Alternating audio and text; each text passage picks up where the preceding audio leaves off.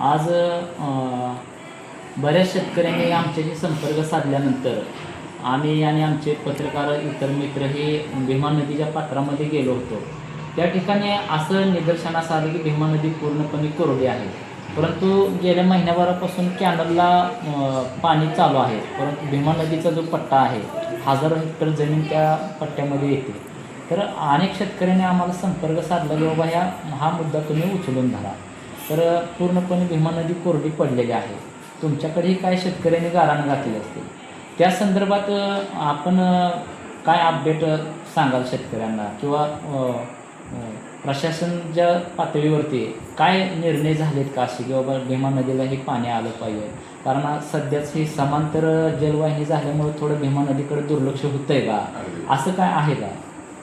या संदर्भात काय सांगाल तुम्ही? कोरोना जिल्हा परिषद गटामधून मी निवडून आल्यानंतर लोकांच्या काही अपेक्षा माझ्याकडून होत्या. त्यातनं प्रामुख्यानं भीमा नदीला पाणी सोडावं ही प्रमुख अपेक्षा होती. कारण इलेक्शनच्या पिरियडमध्ये माझ्या पत्रावरती माननीय पालकमंत्र्यांनी इमिजिएटली पाणी सोडलं होतं. परंतु तो नोव्हेंबर, मला वाटतं डिसेंबर जानेवारी महिना असल्यामुळं त्यावेळी टंचाईची काही परिस्थिती नव्हती.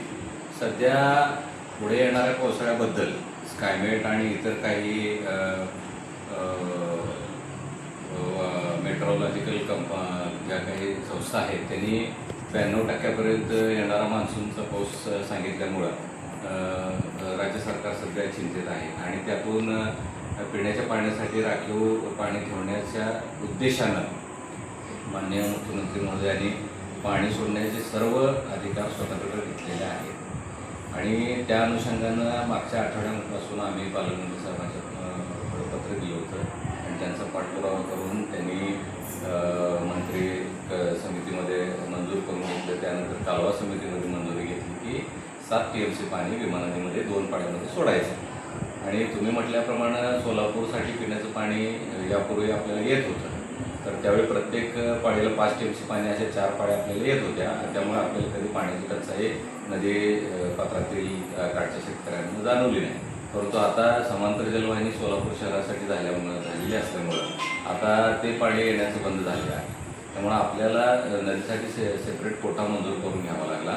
आणि तो कोटा मंजूर करत असताना आपल्याला ही फाईल जलसंपदा मंत्र्यांकडनं साईन होऊन परत मुख्यमंत्री साहेबांच्याकडे गेली. त्यामुळं हा मधला 1 आठवड्याचा वेळ थोडासा पूर्ण झाला. परंतु आता त्यांनी 7 TMC पाणी भीमा नदीला मंजूर केलेलं आहे. आत्ताच 1 तासापूर्वीच फाईलवर सही झाली आणि आदेश आलेला आहे. तो आदेश मी तुम्हाला देतो. आणि आता येणाऱ्या 24 तासामध्ये मॅक्झिमम भीमा नदीत पाणी सोडायला सुरुवात होईल. आणि त्यामुळं सर्व शेतकऱ्यांनी पाणी येणार आहे त्याबाबतीत पाण्याबाबतीत निश्चिंत राहावं असंच मी या ठिकाणी सांगू इच्छितो. अनेक शेतकऱ्यांचं असंही मत सध्या आहे की समांतर सोलापूर शहरासाठी समांतर जलवाहिनी झाली, त्यामुळे भीमा नदीचा जो पाण्याचे जे 4 पाळ्या होते ते बंद झाल्यातच जमा आहेत. परंतु ह्याच भीमा नदीला आता कॅनलचा दर्जा द्यावा असंही अनेक शेतकऱ्यांचं मत आहे. तर कॅनलचा दर्जा दिला तर फायद्याचं होईल का? सध्या आहे ही स्थिती फायद्याची? निश्चितच याच्यावरती फंडामेंटल काम करावं लागणार आहे.